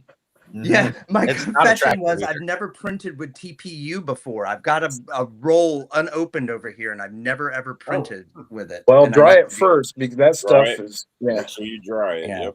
It's brutal. Yeah, I love to work with it, and it just depends on what you're working with. Like our toys, the higher shore, the harder shore is what you're going to want for a lot of this stuff. Yeah. And then some things are very, like the 95A stuff is going to be really super squishy and really tough to work with. So Yeah. Now, question: since I've never worked with it before, does it lose detail? Is it as detailed as PLA or something like that? I would say, I mean, if you get your settings in, if you get it dialed in, I got so much detail out of this, right? Really? I don't know if you can see, I mean, this isn't the best, but if you can see the tread pattern, Yep. Mm-hmm. Oh yeah. I mean, that's pretty decent as far as I'm concerned. And it's And I assume that you've oriented that to print up like that, right? Usually It's not, like that. it's not Yeah, flat just and like locked that. in. Just like Yeah. this. Okay. Yep. Yeah, very minimal. Supports to get right on your machine is going to be a little difficult. Mm-hmm. Yeah. You have to per machine. Like each one of my machines are completely different, and I'm using Enders. I'm using I retired some of the Anycubics, right? But yeah, it's those cables, man. Those cables went nuts, and yeah, they don't sell them anymore. Direct drive. What's that? Direct drive, like Direct having it, drive. having the direct Yes. drive to push Yeah. The hot end. right into the. I switched everything over to it. Yeah, I got a few of the sprites and moved my Pro and my V2 over to it, and everything's got a direct drive now, no matter what I'm running. Yeah. And then your retraction, so you got to change that stuff. So as long as you got your heat, and to be honest, it goes so slow. It doesn't matter. I have a what KE sitting over here, and I have to, even that speed demon for what it is, I have to slow it down to probably 15 milli, so it's, Get you a shirt like Artwann's. I need to. I was watching my print. Sorry, I'm late. I was watching my print. Yeah. Right. Yeah, my boss is always like, "What are you looking at?" I'm like, "Just checking." Just look. Just checking. You just don't worry about it. Yeah, I got stuff happening. So you mentioned that you design mostly with Fusion now. Has that been one of your go-tos, or have you tried other ones and I have settled on Fusion? But the bad thing is I started using the Fusion right away, and that was it. I was trying to figure it out, and then I went over and tried. Huh? That was your first. You didn't thing? start in Jumped Tinkercad. right into Fusion. Yeah, I went over and tried Tinkercad for a while to see if it had any advantages, and I didn't like it. I didn't like anything. It was Fusion, made sense to me, and constantly learning on it. But yeah, that's the one I go to, and I scribble things out right away, and that's the one. I don't like anything else at this point. Yeah, it's tough. Like the on shape that we were talking about earlier, like there's a chunk in me that wants to jump over there and give it a shot, but if it ultimately will be a waste of my time. Right, because nothing really translates from one to the next except for the basic of basics. Yeah. So And I'm not saying Onshape's a waste of time. I'm saying me taking the time to learn it. Try to learn it. That's what I'm saying. Yeah, I like new tools, but how's it gonna go in my workflow? Yeah. Gotcha. Okay, so 2.5 years of printing. You said you just kind of started with the G.I. Joe stuff, and that's kind of how I got in. Is like I was just doing little parts and missing pieces to vehicles, and then all of a sudden, it just opened up a whole new world. I see it. That's where I feel it. I feel it, right? Yeah, I'm like, okay, this is gonna happen. I keep getting ideas. Yeah. No, I mean, that's why we're all here. That's why we love it. It's just G.I. Joe is a hobby, but like this other thing is this whole other very rewarding hobby. Yeah, you know, collecting GI Joe is not really creative, right? And I have to do things that are creative no matter what. You know, in my job, in my personal life, raising kids, I don't know, whatever I'm doing, I want to be creative about it. Right. And GI Joe, I love it. I really do. I love paying money to buy very old toys, you know, whatever. But it's not very creative as far as, you know, maybe I can take a picture of it or whatever, but that's more photography and I'm not really into that. So this helps me scratch that particular itch in my collecting journey, right? And I love the marriage of the two, and that's why I'm into it. Yeah. What I couldn't have said it better. Yeah, I couldn't have said it better. Yeah. What I really got into it, what is great about it is you learn the technique messing with something that you love, which is the toys, but then it can be applied to anything that you want. Yeah. So Everywhere. Everywhere. Yeah. Yeah. It's I made nuts. a track this week. And my wife is organizing our like rattle can, our spray can, like mountain. And so she found a file on, I don't know where, probably I think it's through the Bamboo Studio or something. Yeah. And and it's like these towers and there's magnets involved and it's cool, but she wanted like a handle for the top. I mean, I busted that out because I'm handy. Mark, may I detour just so, how did the drawer organizers come out? Oh man. Yeah, this is a tangent. You're really good. we'll go over that later. Maybe you can show and tell later at the end of the show, or maybe skip it. I almost talked about it earlier.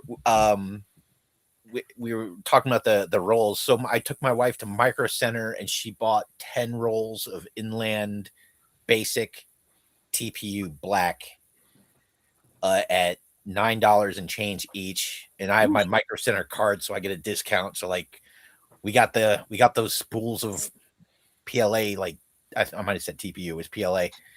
We got them cheap, man. We got 10 rolls real cheap. Nice. There it is. There. The Inland. What's the Best Buy date on there? I don't know. This has been sitting over there for a while. Yeah, I gathered. Spoiled.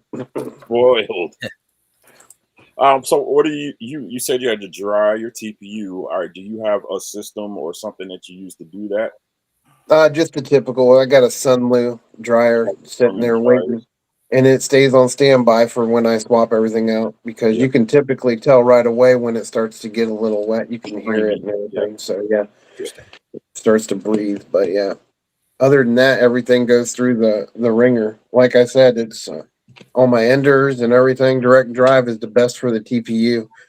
And I'm actually planning another scaled down hiss I want to do entirely from the black TPU, because I want to see how it if I can get it to come out the same way.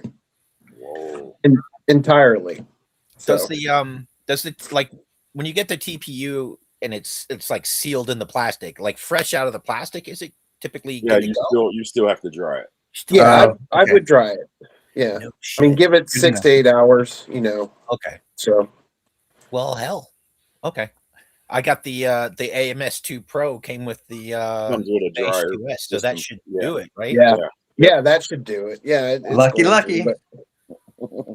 Yeah, it's interesting on this machine. Like I've got the AMS on top, and it all feeds into this one spot, but it's a completely different spot on the machine for the TPU to go in.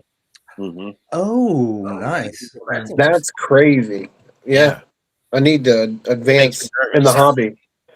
The I need to TPU has advance. the VIP layer, the VIP Right? interest, huh? Something All like right. that. Yeah, that's pretty awesome. But yeah, like I said, an entire hiss of TPU to see how that goes because I love working with it. And even with this model, there's a lot of the smaller screws because once I scaled it down, I had to get into the M1, 1.3, 1.4 size self-tapping. Mm-hmm. And then I even combined that with some of the M2. It was, yeah, I have a lot of different sizes to try and get everything worked on here. And then the piano wire for the hinges. So that, yeah, because I think that 63% was my limit for that piano wire. Yeah. I think that was about it. So as far as I'm concerned, yeah. And I think because I might be able to go to 62.5, and I'm going to try maybe the upper section, lower section to see how it fits together before I go full force. Yeah. But I think I can go 62 with the TPU because it gives a little. So Sure. You're Yeah. going a lot on this thing. Yeah. Yep. I don't think I've used a screw yet on something I've printed. I Alone. love this. Oh yeah. This is a game changer because I don't know if you can see it, but of course I got the classified Fang up there. I got the classified. Right now I'm trying to finish the Devilfish, and I'm just sitting here imagining those with screw holes that we could sit here and self tap in and just tighten. So I mean, there's a lot of them here, but the hardware is cheap. Mhm. So Yeah, it's easy to buy like a set off of Amazon. Like I bought springs and magnets and all kinds of stuff, and it's all sitting here waiting for me to come up with a project to use it on. Right. I mean, some of the bearings even. I think there's an opening for bearings in some of these vehicles. Yeah. Holy moly. Yeah, just tweak them. Yep. Now, as far as your timeline, when do you think you're completely finished with this Arctic one? I thought I was, but then I had this. I need lasers on the side of this turret now, and I'm designing a platform for each side. I'm trying to get the right laser that's going to hover over the side, so I need one on each side, and then So I plan on having the canopy finished in the next 2 weeks because of time. Getting that acrylic cut just right and put in and bent just right. And the guns, because I really thought I was done. What glue do you plan on using for that acrylic? Going back The to our glue acrylic, right? episode. Now I've had a lot of luck with CA glue because on Wednesdays I race RC, and that's what we lock in our tires with multiple. So okay. And I've had a lot of luck with CA. Just don't, you might get stuck on a towel if you get it on your fingers, and then have the towel stuck, and then so that's, you know how that goes. Yep. But yeah. Welcome to Glue Talk, everybody. Yeah. I keep bringing this back around. I'm sorry. Yeah, Make sure there's none on you. We did a glue None on. episode, like 5-6 weeks ago? Yeah. We did Glue Talk. I can't let it go, Mark. I can't let it go. I love Glue Talk. Just like glue, I missed you it. just can't let it go. Right. Or the towel that you pick up with the glue on your hand. Yeah. Oh man. Just can't let it go. As far as all of your add-ons to the hiss and things like that, are you going to do anything with those files? Do you plan on selling, or what do you? No, I mean, once I figure everything out, I was planning on putting the cage and the straps for the fiber or the fabric. Those are probably going to go, out the Thingiverse. And I even, let me pull this, but if you can see, I couldn't find a handrail, so I designed this one to go on the back in the blue, right? So, and it fills in. There's 3 holes that somehow the handrail wasn't included with, all the files and stuff. So I got that taken care of. So I'm going to put a little I'm going to put the files out on Thingiverse here once I figure everything out, because I'm going to widen that cage a little bit because it barely fits a backpack. I don't know if you can see the snow surfing backpack in there. Yeah. So, yeah, I'm going to widen that just a bit so there's no problem, and then that's going out there. Okay. Sweet. So, And then Well, I you're definitely see I definitely see a convoy of these in my future. I'd love to print one out and yeah, put my TPU to the test. First of all, second of all, I need one of those. Third of all, Artwann, I need one of those that you have in the package there. me too, though. Yeah, Me yeah, too. right. hey, good luck with that. I'll try. Yeah. If you've got $100 a week budget, you like start saving. Right. Yeah, They were at They're- Ross, they're- and now they're they're a tough one. Yeah. They are. Yeah. Okay. Jeez. It's rough. I It's won't- rough. Yeah, Well, me too. I miss Well, it. thank you so much for showing off your stuff. We can't wait to have more of the add-ons. Please continue to post. And this is true to everyone on the chat window here and listening to us. You know, we get inspired by the posts that are on the 3D printing channel. I love them. Please continue to post. And Michael, please continue to update us on the hiss. We love it. Of course. Of course. Thank you, guys. Thank you. Thank you for stopping by. Yeah. Later. Thanks for coming by. Later. And now we've got our good friend Ben coming in hot. Look at this. It's like old man Ben. Hey, Ben. What's going on, man? It's winter in Georgia. You got to have that, right? That's how it works. Can you hear us, Ben? Oh, we can't. we're working on his Can't hear you. audio. Yeah, his audio. Yep. No, test. Give us some more testing 1, 2, 3s. We don't hear your audio yet. No. Uh-oh. How about that? There We got go. you now. Yay, All loud right, and we clear. got that. Okay. Clear.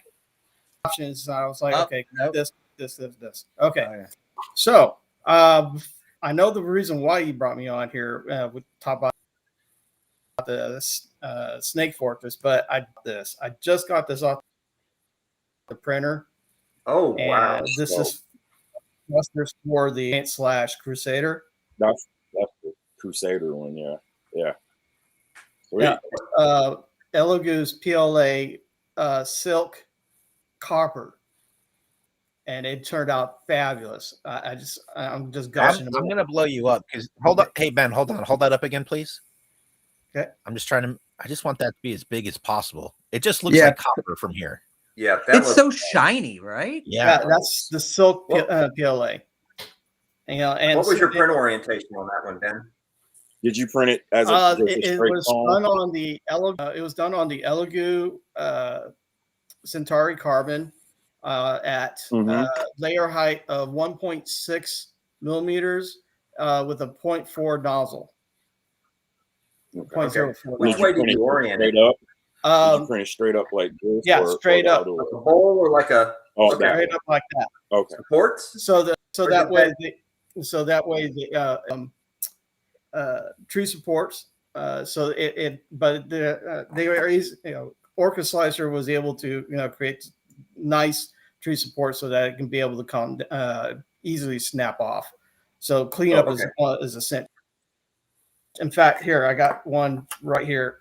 Oh, Oh, That's so that just came. I mean, when I got home, Yeah. they were just sitting on the printer when I got home. So I was just gushing to try. Also did a test print, make sure that actually fit on the onto the shuttle, and it just onto the shuttle. So is this a perfectly fit. Is this a Nice. scan or was it design? Yes, 3D scan. Okay, because that's So, how I did it. yeah. Okay. I used the Rebel Point Mini Pro scanner. Didn't have fun just playing around with scanning versus modeling. Now, with scanning, you still have to do some cleanup, and my go-to program is Blender for everything that I do. So go in there, clean it up, and then export it 4 out. for 4. 4 for 4. Everybody uses something different. Yeah, Benjamin, before you joined in, I don't know how much of you heard from the beginning, but we've had 4 guests. You're number 4, and then this is the 4th modeling program that has been featured. Yeah. So there's been like on slice and on shape, I meant, and fusion and SketchUp. Yep, SketchUp, and now Blender. The reason why I went so with Blender, one of the things. Oh, go ahead. Sorry. The reason why I went with Blender was because I both am a sculptor as well as an engineer. So bridge the gap between the 2 different areas. So when I wanted to do something organic, I can bring it into the sculpting portion of Blender. And if I wanted stuff, I can do that with, I think it was like 2 or 3 versions back, they introduced CAD into Blender. So it's becoming a Swiss Army knife type of program that you can do from modeling to animation to special effects for the film industry. In fact, Blender just became a industry standard now with movie Imagine Dragons. So Blender's really kind of stepped up from just not long software. It's now like a competitor in the big leagues. It's always been powerful, and now that I think with movies moving away from Hollywood and it's free, so it's a lot more budget friendly than ZBrush or Maya or whatever else. Yeah, as long as you still have some type of agreements, because the stuff that we do is mostly for private use. When you start going into the commercial area, then there's contracts and stuff that have to be generated. But for the average learning purposes, it's free software. In fact, so Ben, can I go ahead? Can I share my my Blender screen with you guys? Oh yeah, of course. So what you're going to ask something though. So yeah, what you're going to do is you're going to hit the little share. Okay, hit the share button, which is the box with the arrow pointing up. Yeah. Okay. And let's see. I'm sorry. No, that's fine. No worries. Is that showing? There's not yet. Not yet. Okay. It'll show on Mark's screen, and then he'll be able to like blast it up. Yep. Okay. So select tab to share. You can share the whole window too as well.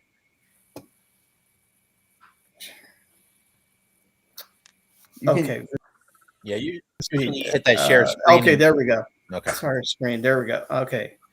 That share, and then. Yep.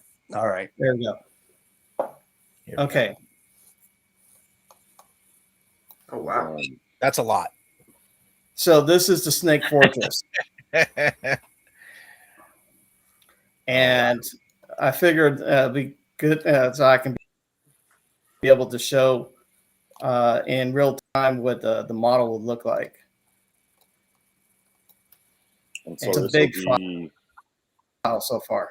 Okay, and this is going to be original scale, 1/18 scale, or 1/12. You're going 1/18.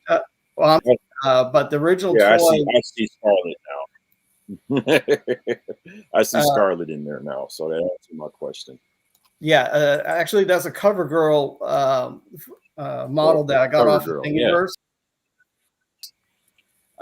So that to put in their scale and yep. Yeah, and I see the stinger down there for scale too popping out. That's awesome. The vehicles are all from either from Michael or from Jabberwocky, as far as from Thingiverse as just placeholders. So yeah, it was my first attempt at 3D scanning with the Creality Lizard, because I had bought it but hadn't used it for a while. So one day I just went ahead, and after I had acquired this playset, I was like, okay, I am determined to see this through the end. So, all right, how do I get back? Like, hold on. Just See in the future. Oh, and I hit the wrong thing. All right, There you go. There you go. Sweet. okay, can I come back out? Yeah. Yep. All right. So is that something that exists right now? That playset, or Yeah, it was that playset was originally Star Wars back in the late 70s, early 80s. It's Oh, okay. kind of like it was the precursor to Zoids, and it was basically a bunch of wind up that moves or had accessories, and the play just like every toy at that time, it always had some type of playset to accompany it. Well, when I saw logs at the same time around my G.I. Joe was here, so I looked at that thing and say, oh, that would be so cool as a Cobra base, because Cobra really didn't have one at the time because the Thunderdome didn't come out yet. So we did have a question.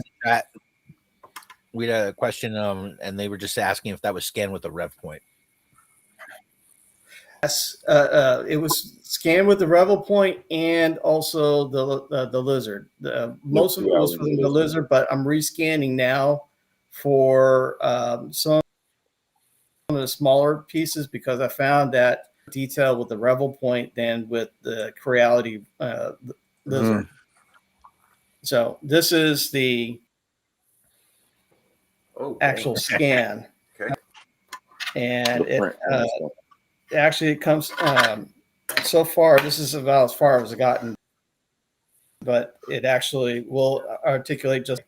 And one good thing about upscaling to 2 was that the measurements for the screws were originally M3 screws.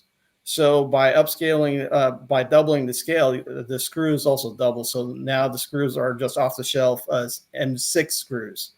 So that you can be able to do that and use heat inserts to go into the plastic. So it's not screwed into the plastic. It's actually heat inserts. Can you tell us about the heat inserts a little bit? I found out about these things this week. Really? Oh yeah. Yeah. So so in the engine these are brass ring-like units, but they have burrs on them. You can you use a soldering iron with a special type of tip that you heat and push into the plastic, and it melts the plastic around the inserts and locks the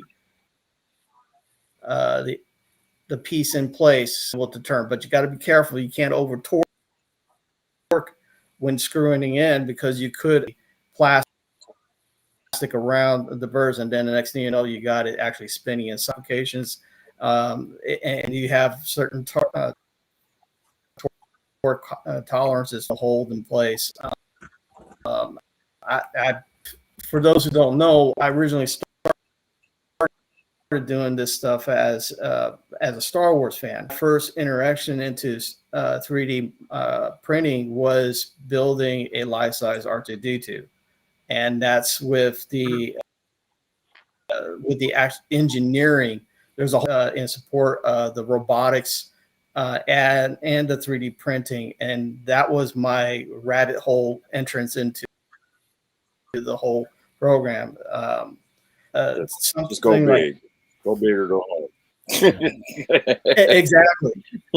You know, I joke around when I say the first time I got into my free pro, and I would start printing out the little panels and things like that. I was going, oh, this is cool. Then with the G.I. Joe stuff, I started getting tabletop stuff and blowing them up to make them into environments or terrains, little tiny play sets. And then when I was watching a YouTube channel, somebody was printing a full R2D2 dome as one. They did it on this thing called the Creality CR10 S5, and it's 500 by 500 millimeter cube environment, and you're like, I got that. and I went and got, and next thing I got that, and then I was printing all the pieces. So instead of you order pieces of the droid and you're Little sitting there panels, yeah. stuff, you can print the whole entire body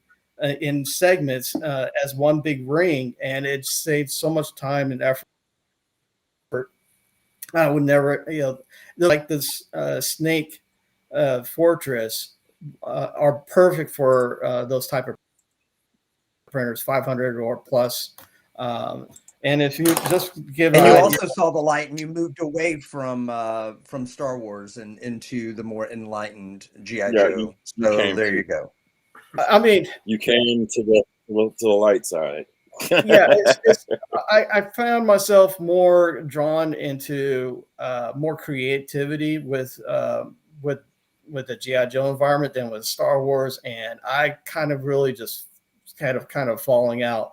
A lot of the Disney acquisition stuff really kind of put a sour taste in my mouth on it, and gravitating towards G.I. Joe was kind of I always had a deep root within my creative aspects with G.I. Joe, and that was mostly because I had worked with a casting company that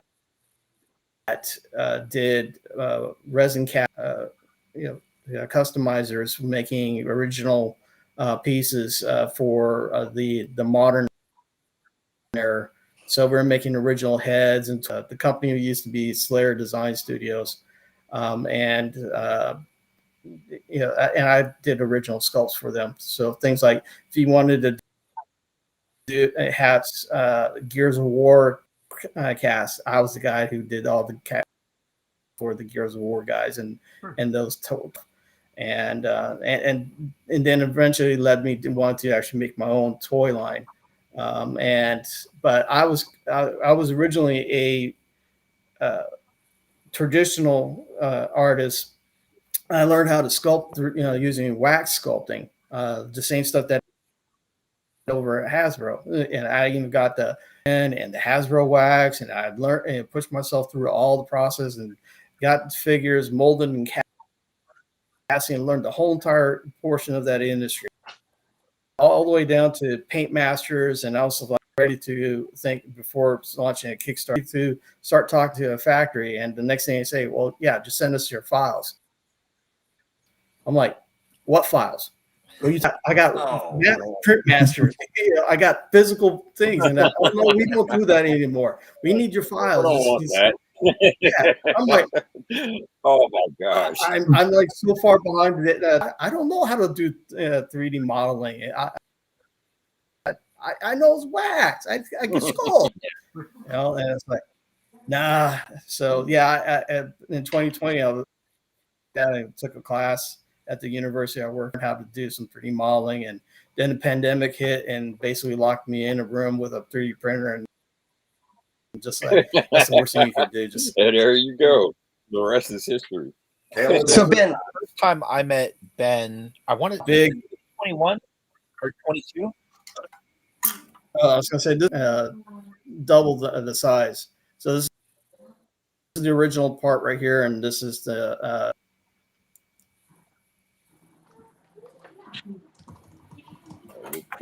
It's a great. Mark, you were saying something? So I want to say it was the first time I met you, Ben, and I don't remember if it was Joe Fest, but I don't remember if it was 21 or 22. But you brought a case with. It was 23. Yeah, you had a case. You had some like the figures you had made from wax in it, and like, wow, like they were perfect. They were amazing, and I remember you kind of telling us then. And it's it's not necessarily like a G.I. Joe 3D printing thing, but like feel free to like post some pictures of that in the group to show off, because they're good. They're worth a glimpse. You know what I mean? Yep. Yeah. Yeah, because at the time I was really big into doing trying to figure out how I had made these figures, for the original company. I retained the IP that I had came up with when I left the company, and I brought those figures here, but I didn't know how to make them fit within any type of universe, because they weren't G.I. Joe. They were just kind of civilians, kind of military, kind of hostile. And then my wife was watching Walking Dead, and it just clicked. Survivor versus the zombies, and it just made sense to do a line. And at the time, there wasn't really too many people who were making zombie figure. So I figured, that was my way to get in. But I mean, I've done other things. Artwann loved my carrier crew and the whole deck for the flag, and so I actually went ahead and scan one of those figures in, so that way I can get a real figure, so that eventually I want to try to get a figure into a Kickstarter and try to just get something out there to the general public, and because I love doing, I get more joy actually seeing other people's reactions to stuff that I create. Yeah, I get initial fun out of it, but I want to see other people be able to have fun. Well, and then that way I can.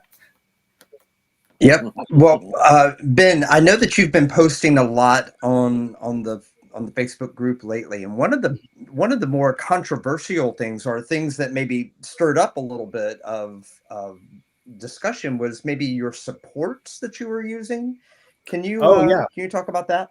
Okay, so in addition, because I love the 3D printing technology, and I through all my YouTube feeds, I pick and choose all different things that have been coming through my YouTube feeds, and one of the ones that came up was the aerial tabletop gaming.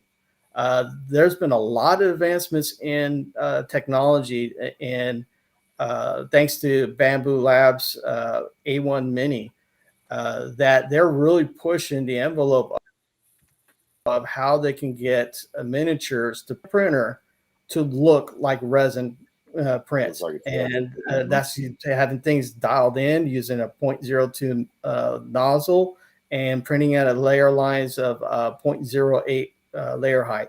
And these things, for those tabletop stuff, is great.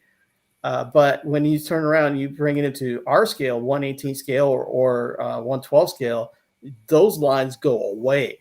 I mean, they are almost like resin. I would have to get like a microscope out in order to have to actually see the layer lines at this point. That's how good this Bamboo Lab A1 Mini is. It's just phenomenal for doing that type of stuff. But you got to make sure you dial it in. There was a company that it's called Fat Dragon Games. They came out with a profile. You have to make sure you get that downloaded, and then just do a couple of tests. But what I found was interesting was that somebody brought in using bringing a model into a box, slicer. Yeah, and then export out the file like as if you were going to put it onto a stick drive, but then turn around and then turn off your supports and then just print the thing out. And I got to tell you, it's a love-hate relationship with it, because sometimes depending on the orientation and the and the size of the part, it could actually be less filament use doing the resin support system than the tree. But if you go with like a bigger piece, like this head, for instance, I actually found that the more filament trying to do the latest lattice work for the resin one. So, but it gives you options. Something like, for instance, if for those who are doing action figures, definitely the lattice work support system works great for that, because it doesn't give you as much scarring, and it can easily break off, and you can sand down the little nubs, the pieces that way. And then whereas big vehicle pieces, trees for that application. Yeah. That's interesting because I was kind of thinking, why isn't that an option in, let's say, the bamboo slicer or whatever, to do the, what do you call it, the resin type supports? Is that lattice? What is that? What it's called? I guess. That's what it looks like to me. That's what I call as a lattice support system. Okay. Yeah. I don't know why FDM hasn't bought onto it, but I know that Lecce has the ability to support both and resin, whereas Chichibot only does the resin printers. So you can't just bring in your profile from your printers into it. So Lecce is the only one that crosses over between the two. But once you figure out how to do it, then it's very interesting to see how it comes out. And as far as breaking the support, takes nippers straight up to them and just cut the little tips off there. You can crunch it, pull them off, or you can take pliers. That's the method I do. I do take the pliers and go through it, especially if you have like a small, delicate piece that you're afraid that might break. Then you definitely want to go with nippers with that. Mm-hmm. I would suspect it has to do with the size of the prints you would expect to do. Like when you're printing on like a Mars, like printing like an action figure headed or a tabletop mini is kind of what you're expected to do. When you're on FDM machines, kind of the sky's kind of, not the limit, but like typically people are printing bigger stuff. So that's where the supports have leaned, typically speaking. So I think just it would make sense that this is the evolution of being able to get finer detail out of FDM and bringing what you're printing down smaller and needing a different type of support for that type of final product. Yeah, but I tell you Where, what, just you wouldn't. There's people who are doing. Figure. There are people who are doing some fantastic stuff with this new machine, the Snap Maker U1, doing the color swapping and with the right nozzles. They're making environments, with multi-terrain for tabletop gaming, and it's amazing the quality of the prints that are getting out with these new machines. This is phenomenal, and I just can see them just getting better and better. Mm-hmm. Yeah. For the low price of $900, it looks like. It'll come down. We I'll tell you, didn't this say is going to be a great Black Friday. Yeah. Well, we didn't say the hobby was cheap. No one ever said that. Hey, I can A1 dream. Mini is not bad. Not bad at all. True. So Ben, what's next for you? What's you're working on the snake. What'd you call it? The snake headquarters, Cobra headquarters. What? Yeah, the snake fortress. Seems like you're always doing something different, and like I said, you're a very prolific poster. So I'm always interested in what you got your eyes on next. So I'm putting the snake fortress on hold for temporary because I'm actually going 500 by 500 Voron Core XY printer. So that way I can be able to. You're making a printer. Okay. Yes. So is it a kit or is it like a DIY instructions? It's kind of the Voron group is a DIY, and you just go out and buy the source materials, or you could do something like Solvo SV Max. You can just turn around and buy one of those. The 08 and the 08 Max are Voron consumer purchasable printers, but it's the DIY community support group. The thing is that I'm looking at that right now. Yeah, the thing with them is they have a max of about 350 build plate, but there are a few people who try to explore and go beyond that, but they don't recommend it. But Now, you know, I'm now a which rebel. one is it? The I'm gonna try Voron Zero, the Trident, the 2, the Switchwire, or the 2.4. Legacy? The Voron 2.4. Okay. And the reason Voron 2.4. why that, yeah, because the reason why is because it's got the floating gantry. Gotcha. Please share your progress with this with this in the group. This is interesting. I don't know of anyone who's done this before. I met one dude back when we were struggling with our CR10s. There was a local guy who, as a small business out of his basement, did would troubleshoot your 3D printers, and we went and spoke to him once, and he had he had built, and I don't know if it was this thing, but he had built this thing, and the build plate had to be 3 foot by 3 foot. And he could 3D print a full grown person in this thing if he wanted. Now I didn't see it working, but I saw the machine. Yeah. But yeah, he had built it. What's crazy is it's software driven, right? Yeah. Like there's no limit to the size of the printer. You just go into the software and say, hey, instead of 250, now it's 400. Blah, blah, blah. Use a small printer to build a bigger printer to build a bigger printer to build a. Oh, it's. Hey, you got the starting one there, Shane. I know. I got the little one. Yeah, I'll bring the little one back. He's the first step. Exactly. Well, Ben, thank you so much for the. I mean, again, every time I talk to one of the guests today, it's like mind blown with some of the things. Printing your own printer, that's amazing. I can't wait to track your progress. Yep, but touch on scanning and all types of stuff. Yeah. Exactly. Yeah, I mean, the as an engineer, I'm more is fascinated. amazing. I'm more fascinated by the engineering and technology advancements, and at the same time, I reap the benefits by applying it to my hobbies and seeing what I can be able to do and push.